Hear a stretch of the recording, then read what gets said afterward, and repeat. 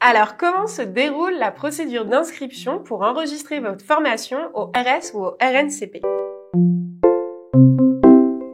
Pour commencer, sachez que cette téléprocédure va se dérouler uniquement sur le site de France Compétences. Il va y avoir 4 grandes phases pour votre dossier d'enregistrement. Première étape pour commencer, vous allez devoir vous créer un compte sur le site de France Compétences, notamment pour y référencer votre organisme de formation. À ce titre, vous allez devoir y déposer un certain nombre de documents, comme un cabis par exemple. L'étape numéro 2, c'est l'étape qui va vous prendre le plus de temps et d'énergie, ça va être de déposer votre dossier d'inscription, soit au RN, soit au RSCP. C'est notamment ici que vous allez devoir fournir les éléments pour démontrer le respect des différents critères, 6 pour le RS et 9 pour le RNCP.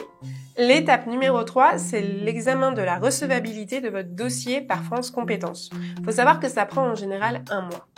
Si votre dossier est déclaré recevable, il va alors passer en phase d'instruction qui dure environ 5 mois. Ici, on ne va pas du tout être dans une analyse sur le fond de votre dossier de candidature. On va juste être là pour vérifier que toutes les pièces sont bien complétées et présentes. À ce moment-là, va vous être désigné un instructeur qui va être votre contact privilégié avec France Compétences pour les échanges qui vont arriver par la suite.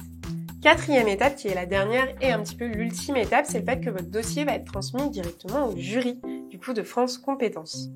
La commission d'étude des dossiers se réunit une fois par mois, sauf en août.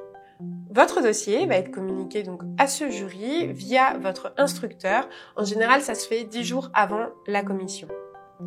À cela, il va falloir ajouter 2 délais. Le premier, c'est un petit peu la création de l'ordre du jour de la commission et la délibération qui prennent en général 15 jours. Et il va falloir y rajouter également un délai de 5 à 10 jours pour la notification de la décision.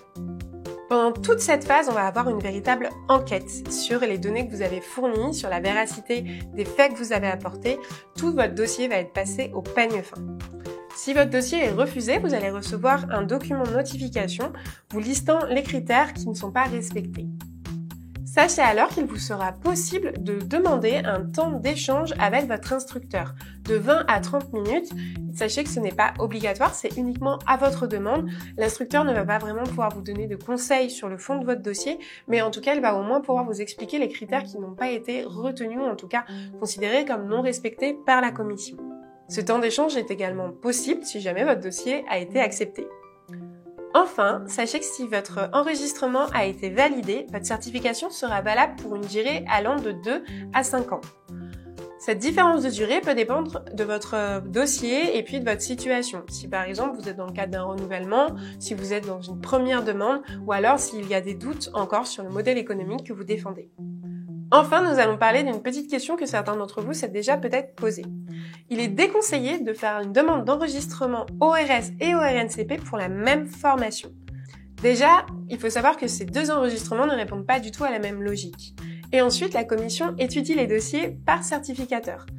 Ce type d'hésitation peut donc avoir un impact extrêmement négatif sur votre dossier d'inscription. Il va donc être extrêmement important de bien marketer votre dossier, soit pour un enregistrement ORS, soit pour un enregistrement au RNCP. Sachez que sur France Compétences, vous trouverez des notices d'aide vous permettant d'identifier quel répertoire est le plus adapté à votre certification.